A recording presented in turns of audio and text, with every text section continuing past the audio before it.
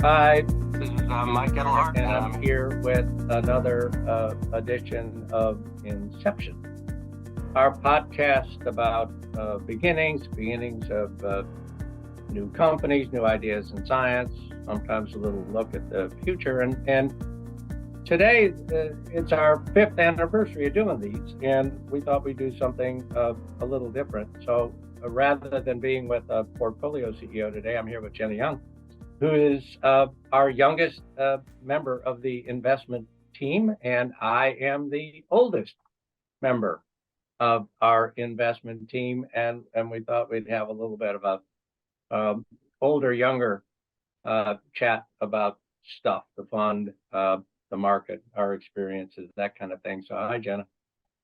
Hi, Mike. Happy to be here. Glad to have you here. So I'm in San Francisco today. It's gloomy. I'm doing everything I can to get some light in here and failing. And you are in London, I'm right? actually in London and it's sunny out, so things are quite topsy-turvy today. I love topsy-turvy. You know that comes from Gilbert and Sullivan. No, I did not know. Yeah, they called the universe they created for their shows the world of topsy-turvy. At least Gilbert did, and that's why the movie was about him was called Topsy-Turvy. Oh, wow. Well, there's a generational thing right there. I actually love Gilbert and Sullivan and sing some of the songs and all that kind of stuff. But when we were talking about doing this, I said we started these funds in like 2011. So how old were you in 2011? 2011, I was 11. Yeah. So your life experience, and let's see, I was 11 in 1962. Oh my goodness.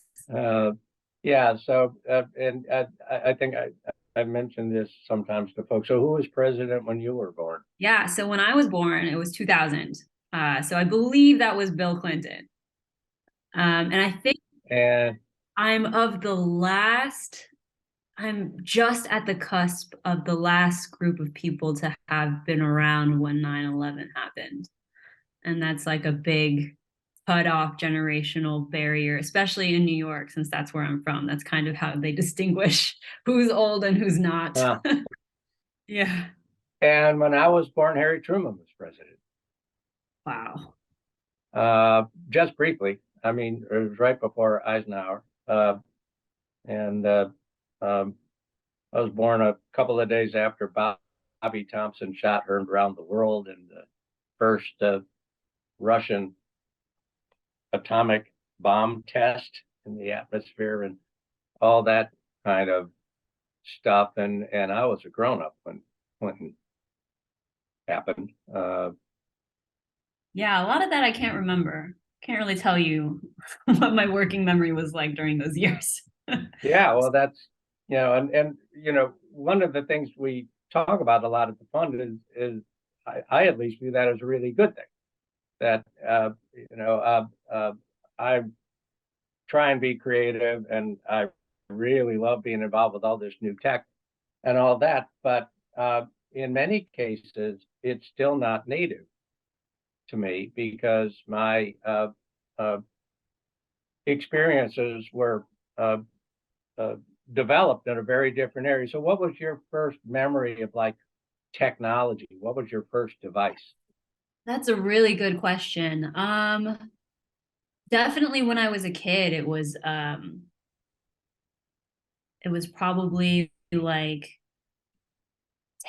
watching tapes on TV, on the giant cubicle TV that just emitted static everywhere. That's kind of my first memory of technology.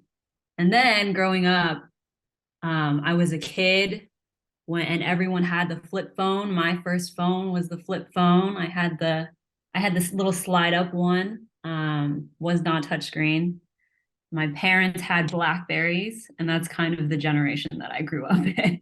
Yeah, and uh, the marvel of technology when I was a child color television.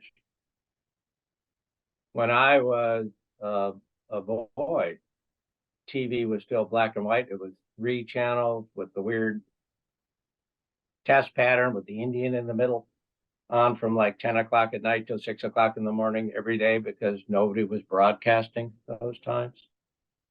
And when color TV came, it was quite miraculous. And and we all get locked into those. And my first computing experience, you probably don't even know what this is, was on a hand cranked octal computer. Yeah, I don't. None of this decimal stuff, no zeros and ones, but 0s to 8. And you'd type in a value on this sort of grody old keypad, and you'd literally pull a crank to load that value into memory, which is a bunch of little moving parts. And then you put in another value, you crank it in, and you'd hit an operator, and it would spit out a little result. That was computer programming when I started. And my early computers, well, I co-wrote a book with a guy on paired God bots, hand-built CPM computers, acoustic couplers. You'd stick the phone in there and it would communicate to another phone, 300 bits per second. That kind of thing. I tell a story about my grandmother who was absolutely obsessed with transistor radios. She couldn't believe it. She couldn't believe that she could have a radio with her, because radio was the media of her generation, and it wasn't plugged into anything. And it literally, it just, she knew it worked, but she just couldn't believe it. It was like magic, magic to her. Do you feel like, I guess since you were 11, do you feel like the rate at which technology has advanced looks more linear, or is more of a hockey stick to you? I guess, like, what do you feel like the rate at which technology has advanced was quicker during a certain area of time? Oh, I think it's accelerating incredibly. Yeah, I can't separate whether that's just the feeling, because we're in a venture fund, so we see all this stuff, and we're kind of part of the compression, so it's very self. But there's almost everything my grandkids are learning in school, especially related to science, didn't exist when I was in school. Wow. You know, there was no quantum universe when I was in school. There were no particles beyond proton, neutron, electron when I was in school. There was no recognition of the existence of the microbiome when I was in school. Generally, cancer was diagnosed when I was a kid at the point where you were terminal. You know, something horrible would happen, your head would explode, blood would start coming out, you'd pass out, and the doctor would go, too many cigarettes you're done with, or whatever, you know. So it's just completely different. And so almost everything I think that matters didn't exist when I was a kid. So yeah, definitely accelerating. And now with all these new AIs and the ubiquity of this, you know, I've said for a while that, well, when I started, technology existed hardly anywhere. So when I started, I literally would have to go to the university to get to the computer. It didn't exist anywhere but there. The internet couldn't be found anywhere but there. The data was there in the university library. I used to have a Carol in the basement of the New York Public Library so that I could actually get the data to do what I needed to do. And then was part, you know, at Ziff Davis, of putting it on people's desktops. And, you know, this generation has put it in people's pockets, and all that are on their wrists. And I think now we're starting to see the beginnings of the process that's going to make the nodes on the network us, that there's not going to be any space between the network and us, that we're going to have nanoparticles like we've seen in companies, in us, around us, on us. The general environment's aware of us. And so we'll be the nodes on the network. So the singularity is going to happen and we're it. Yeah, absolutely. Oh my gosh. No, but to your point about, I guess, what they're learning in school being completely different, I feel like already, I haven't even been out of school very long, but I feel like every year the history book and the science book just gets a little bit thicker, more material to test on. So that's incredible. But at the same time, do you think that we are innovating towards a dead end? I know it's hard to imagine what the next step will be, but I feel like as investors and seeing a lot of new technology come our way, I feel like more often I'm seeing innovations in things that I would say don't need to be innovated in. So I guess, do you feel like we're kind of running towards a dead end where there's only so much that we could do? I mean, we're already seeing it with the iPhone and the computer. Each generation, each new iteration the difference is getting smaller and smaller. I really don't know. This may be a Darwinian moment. So everything is accelerating and everything's getting more compressed and everything is getting more intense. But the wet work that is a human being hadn't changed at all. So this may be a Darwinian moment. We're going to find out who can tolerate this environment. It may be that radically changed an environment, but literally, I mean, just hotter temperatures, different weather patterns, lots of things going on. And some folks will thrive and many won't thrive. I really don't know. History says, humans are pretty clever, flexible, creative species, maybe pernicious too, because we're very self-interested. And so probably not a dead end. That, in the past, everything that seemed horrible, the Cold War, World War II, World War I, all these wars, pestilence, Black Death, giant flu epidemics, all that, and here we are. So, but it may be a period of really extreme change, and nothing's forever. Maybe not even human beings. Again, we all talk about before human beings that have trouble imagining future with no human beings, but no humans in the past. Why not no humans in the future? But I hope and don't expect that this is that moment, but you never know. Yeah, I'd also love to hear your thoughts on, I guess, some of the folks that amidst all this change and innovation that's happening, there's definitely large groups of people who are kind of resisting that change, whether it be Italy banning ChatGPT, TikTok's about to get banned in so many places, people refusing to switch to electronic ballots and sticking to paper ballots, I guess, how do you think of a lot of more political pressure in some sense to resist some of the technological advances that are happening that would make people's lives theoretically easier?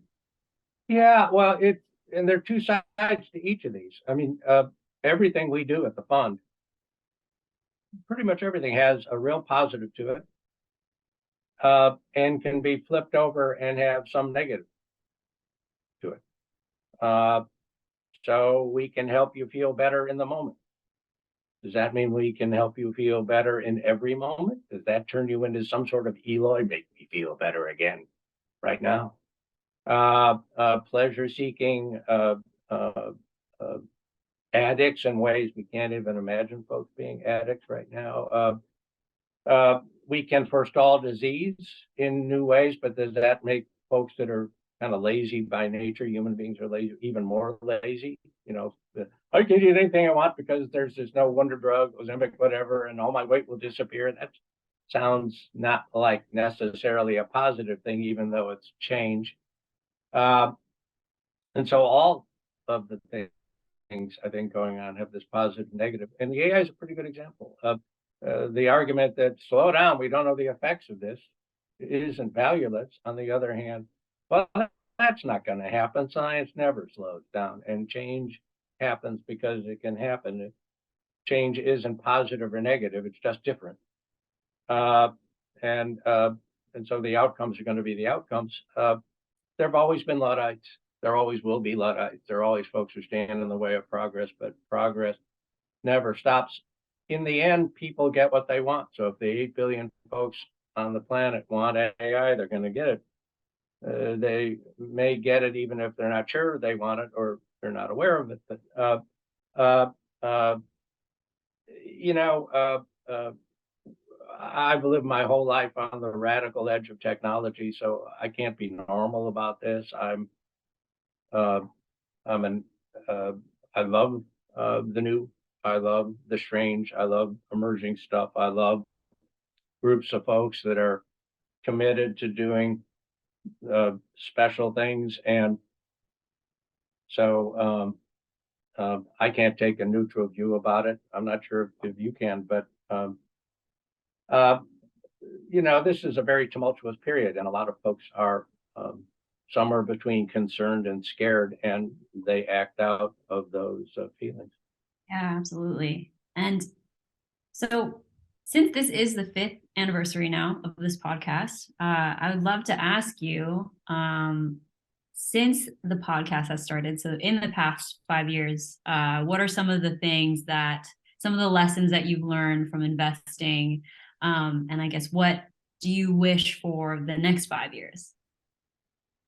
Well, yeah, and of course, I've said to everybody I intend to keep doing this for another 5 years. So that's an important 5 years for me as a person. That's a really interesting question. So, well, I've uh, always said for a long time now, I've said that it isn't about me. It isn't about us. Even when this fund was like Bill and me, there were like two of us and a few folks who helped us. That um, there was more at play here than just what we thought was going to happen. But some of that, I think, looking back on it, was just kind of catechism. I said it because it was the thing to say. And in the fund, particularly in the last few years, I've really come to see through you guys, the group is smarter than I am. The people out in the world are smarter than the group is. Uh, and really feel it and internalize that in a way I didn't used to. You guys are great. You guys are greater than me. You're greater than me and Bill. Whereas 20 of us now across the whole fund family, and if we're all on it, your background and age and my background and age and everybody's different cultural, educational backgrounds, if we're actually together trying to figure out what we think about something, that group is much more likely to come up with a decent response to any particular question than any of us. And the more we're focused on, well, not what we care, but what do the folks out in the world really want, need, are ready to respond to, require in their lives. Having the opportunity to have that experience has been one of the great joys, unexpected joys of my life. Didn't think it was going to happen. Kind of improbable that it did happen. It's wonderful to be in the middle of it. And the next 5 years, I'm, as an individual, looking forward to being part of letting you guys take the place over. And that means the whole 9 yards. So take over the fund, change the way the fund runs, decide if there is a fund or something beyond a fund, because fund's kind of a limited way to start companies. It works, but it only works in a limited sort of way, and it only works with a sort of limited set of exits and a certain kind of founder and all that. Those limits aren't eternal. Maybe something can be done that's better, more egalitarian. And in the broader context of, the future belongs to you guys. So you're the ones, for better or worse, who have to decide what that future is, and becoming a little bit more of a viewer of that, as opposed to being so much carrying the weight as my generation felt like, sort of the interim generation, the war generation, we saved the world. And then our generation was, I don't know, what do we think the world should be? We never quite figured it out. My generation, we experimented with this, we experimented with that. I'm not sure we ever landed anywhere. And now it's very turbulent. What appears to be a very turbulent period in human history is going to devolve onto you guys, and you're going to have to figure out what to do with it. And very curious about seeing that from a sort of different perch as I move into the later stages of my life. What about you? What are you looking? Well, how is this sort of lined up? So you were a student and you're saying maybe I should get into venture, and then you did. So how much has the experience sort of lined up with your expectations or not? And what are you hoping comes out of all this? Well, if I'm being completely honest, this is definitely exactly where I want to be. In a lot of ways, I feel like this is my dream job, and it feels like I have a natural affinity for this kind of work. So I'm just so grateful that everything has lined up perfectly for me to be sitting exactly where I am today. But yeah, so in terms of my story, grew up in New York, was in the public school system, very proudly so, ended up at Stanford. And I went to Stanford thinking that I was going to major in public policy. I didn't know anything about anything. I just felt lucky to be there. And then while I was there, I started learning a little bit about what startups were, what entrepreneurship meant. And I feel like I had a completely different view of what it meant to be an entrepreneur before I got to college. My parents were entrepreneurs. They started a clothing business. My whole family is in fashion and retail. But I feel like going to school in Silicon Valley, a lot of people wouldn't really see that as what a startup is, right? I feel like going to school, I learned that a startup had a very narrow definition. This was kind of the era of the move fast and break things. Man's land, what's your tech app, what's your next.com kind of culture. And because of that, I think initially I was very turned off to it, honestly. I feel like at Stanford, there's kind of a very tech bro masculine culture. A lot of the engineering classes, the gender balance there is not looking good. I was going to school there when all of the Google walkouts and protests at major tech was happening because of inequality. So it was just really disheartening to see. But I got involved because I started helping out some grad students who were starting their own startups out of the grad school there at Stanford in skincare and retail. So I guess traditionally more girly things. But that's kind of how I got my feet wet, and I really loved it. The idea of, being your own boss and creating something because you just really wanted to, and you wanted to add your little slice of the world into your own business. I think that was fantastic and so cool. But then COVID hit and things changed. My view on the world got very pessimistic. And I didn't think that I would end up in venture, but the way that I ended up here was I actually applied on a whim to a job posting to be an intern at this fund because I wanted a chance to do what I really love doing, talking to founders and meeting entrepreneurs, just a little bit before I went and sold my soul alongside everyone else in my grade to a large corporation. And honestly, I haven't looked back, and I don't regret it at all. And I plan on sticking around for a long time. Yeah, you're not here. In my view, it's not random at all that you're here. I mean, I don't know how many Stanford intern candidates there were, dozens of them, and they're all great kids. They all went to Stanford. They're all grinders. I've never met anybody who went to Stanford who wasn't kind of a grinder. impressive in their way. And but it's like you have a bunch of folks show up at an audition and you ask them to sing and they all sing, and then somebody gets up on stage and sings and all the wine glasses break. And so you really stood out from that group. So it was an easy yes, but then you nailed the internship here. You know, sometimes when someone is new, you throw them the ball and they're standing there looking at the basketball going, what am I supposed to do with this? And you start to break into the basket right away. So, and that's been the case ever since. So, but, you know, in some way, the generational difference is interesting because you're in London. You didn't start in London. No, I did not. And you didn't ask to go to London. You said, I'm going to London. My generation, we wouldn't have done that. In my Zip Davis days, if somebody who worked for me walked in and said, I'm moving, I would have looked at him and said, that's interesting. Who you think you're working for when you get there? But not just you, but as a generation, it's the whole interaction with power authorities, whatever, is different. And so you basically just presented us with here's a pack deal. And we did. It's a very good thing, but it was a very different way of interacting with, you know, the old guy or the boss or whatever.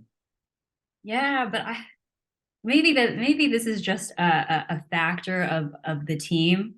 I'll say this every day to every founder I meet, but I definitely do feel like we are so different from a lot of other funds, not only in the way that we look or the way that our backgrounds and ages are distributed, but I genuinely do think that the culture that we've created is really, really great. And maybe it's because I'm not scared of you that I'm able to do that. I hope you're not. And my favorite character in all of literature is Jean Valjean. I read Les Miserables once every 4 or 5 years, and I deeply identify with him. And he's flawed. He keeps screwing up. He doesn't get anything right. He actually has some real problems as a person. I mean, the young Jean Valjean is an asshole. And he's full of anger and everything gets messed up around him. And yet, in that hyper flawed way, he lives this graced life. And there are folks who wouldn't be alive without him and all that kind of thing. And I feel the same way about myself a lot. I was a real jerk when I was younger. Ambition was skin wrapped around it. And I've heard a lot of folks, and I did a lot of really terrible things in the way that folks in my generation say, I walked on the skulls of the dead to get to my position. And you know, they deserve to be where they are, and I deserve to be where I am, and I'm not you, and it's taken me most of my adult life to get over it, and try to get over it. And this group is the first time I've ever actually been able to be in a group and not be that. I think I lead and you follow.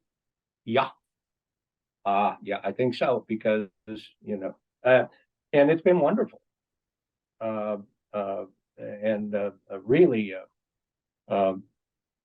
enlarged me, I think, just through you guys, letting everybody be who they are and just trying to help them be that, and not, you know. No, it's so interesting because out of all of my friends right now that are, you know, now entering the workforce and having their first real jobs, none of them actually love what they do. They don't love going to work. They kind of they see work as a thing that they have to do in order to, you know, feed themselves, which is really sad. Yeah. I wish it could be more, because, you know, all day, whether it be talking to people on the team or talking to founders, I'm constantly talking to people who are doing what they truly, truly, really want to do. And I think that that's so inspiring. So I'm really curious to ask, since I've only been really doing this for the past couple of years in total, has the way that you've seen founders in terms of their attitude and passion forwards making founding startups, has that attitude changed, I guess, overall in the cast of characters that you've met then versus now? I genuinely don't know if they've changed or my understanding, largely through this team and the experience here, of what it really takes to win and what win means has changed. So, uh, uh, you were talking about the bro culture. I was one of the bros. I was like one of the original bros. Big hair back then, but let's make a revolution. And it was very male. When the first spider I was involved with wound up becoming the Google spider, it spidered the Usenet, not the World Wide Web, which is the sort of interpersonal part of the internet before the World Wide Web. The problem? No non-male content. You wanted every imaginable discussion of any part of female anatomy. There was oceans of content on the Usenet about it. Anything related to female needs or interests, there was none. There were hardly any females in the Usenet, and so it was all kind of skewed. So I brought some of those sensibilities over with me. I think a whole generation did. But Jewish, 5,000 years of matriarchy. So maybe a little bit more open, but right away, I just, when women.com first got started, somebody I knew from Ziff Davis was going to be the CEO there. And they were being completely rejected by everybody. There are no women on the internet. There will be no women on the internet. There's no reason for them to be there. And I was like, why? That doesn't make any sense. And I'd seen this problem before. And that was real. And so I said, I'll help, and came in to advise the CEO and be on the board and all that kind of stuff. And what was interesting about that experience was that the idea was sisters together. Sisters together are going to support one another, get the most out of life. And what women.com found when it started was the exact opposite. It was actually a big business problem. Not a lot of activity at 3 o'clock in the afternoon, 2 o'clock in the morning. Anybody out there? He's at it again. He's drunk in the other room. All this kind of my kids up, colic, and it was a real almost crisis kind of thing. The reality of the lives a lot of the women were leading was not hand holding dancing in the sun. That was a hard proposition to sell. But all that now, we talk about love. And we've talked about love from the beginning. A small group of people love one another and love what they're doing, can accomplish almost everything. And that's, I think, the heart of it.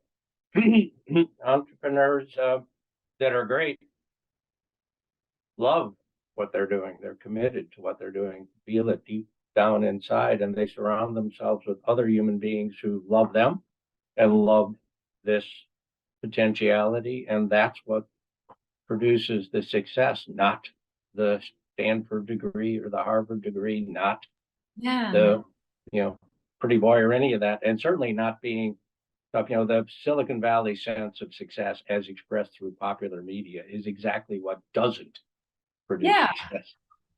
Yeah, definitely. Have you felt that, especially I think after COVID?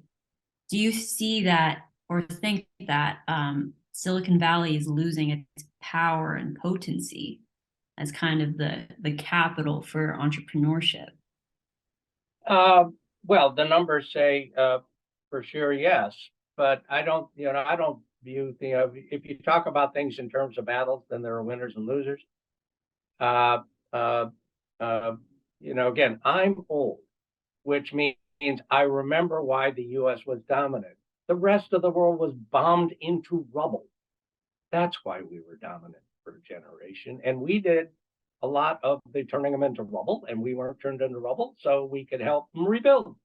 And all these fundamental advantages in a previous generation that not the case now, and haven't been the case for a long time. So unsurprisingly enough, the rest of the world is each region, each country, each culture in its own way is catching up, as they should.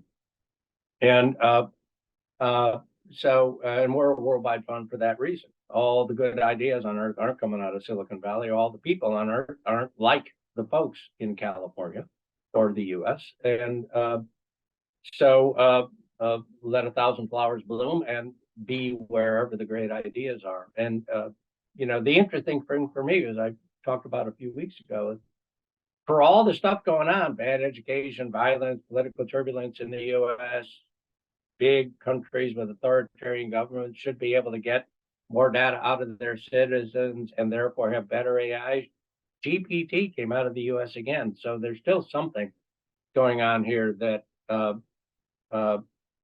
allows this particular culture to be a germination point for great ideas in a way that others haven't quite achieved yet. But I think they keep getting better and more active, and they will.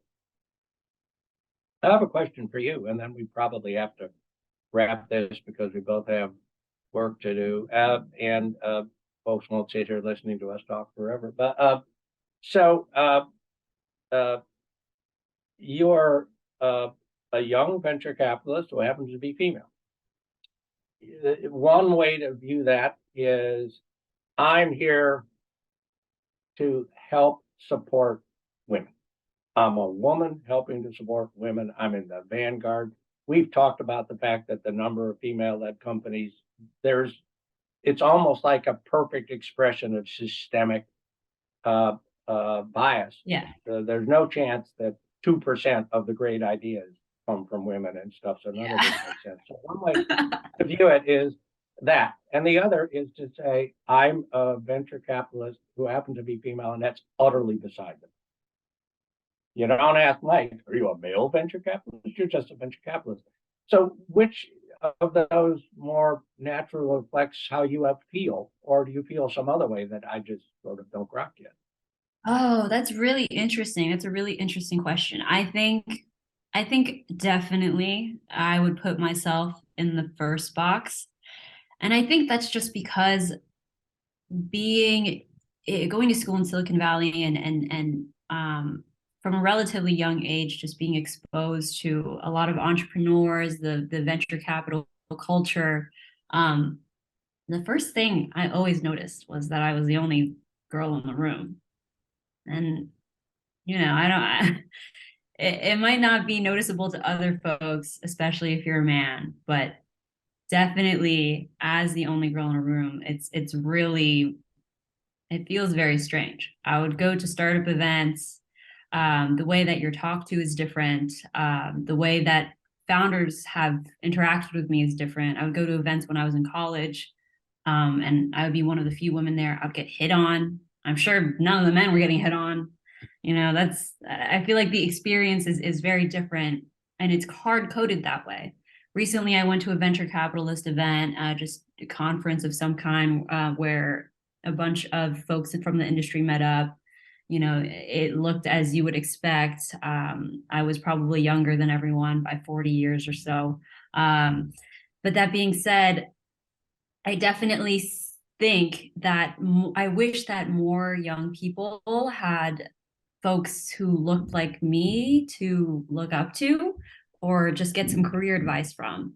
I certainly did not have that when I was at school. I think definitely I had fantastic professors and a lot of really great female entrepreneurs to look up to, but I definitely think in the VC space particularly that's lacking. I know we discussed this recently, but I think the statistic is like 95% of all voting committees for VCs are majority male, which is crazy to think about because, it just really opens your mind to how things are getting funded, right? If the base of all the investors is majority male, then of course we're going to start seeing a bias towards who the capital is actually going to. And I feel like I've only just started working. I've only just started my career, but I feel like I've taken every opportunity to start mentoring folks, mentoring students that I see who are interested in getting into VC. I've already started meeting with a whole host of friends and women who are in other industries looking to break into VC. And I think that we're in a really fantastic era where we're seeing a lot of female-focused VCs pop up, where there's funds run by women for women. But I also do think you raise a good point that we need to be very conscious of not putting money into women just because they're women, or raising people up just because they're women. I think there is inherent bias that we need to correct and we need to fix, but at the same time, success should not be just because you're a woman, and that is not should not be the source of the solution, I believe. But that being said, I think a lot of work has to be done still. And I would love to get involved in any way. So if anyone's listening to this right now and would love a fellow gal to shoot the shit with, please ring my line and I'm happy to talk to you. And on that note, and if you want to sit around and reminisce with an old guy about what it was like when you had to write assembly code to get your program to work, or what the folks from the PC revolution were like when they were young and unable to get dates, reach out to me. Jenna, this has been fabulous. We could go on for hours, but thank you. Thanks for joining us. Thanks for being who you are, and for being here. Yeah, same here.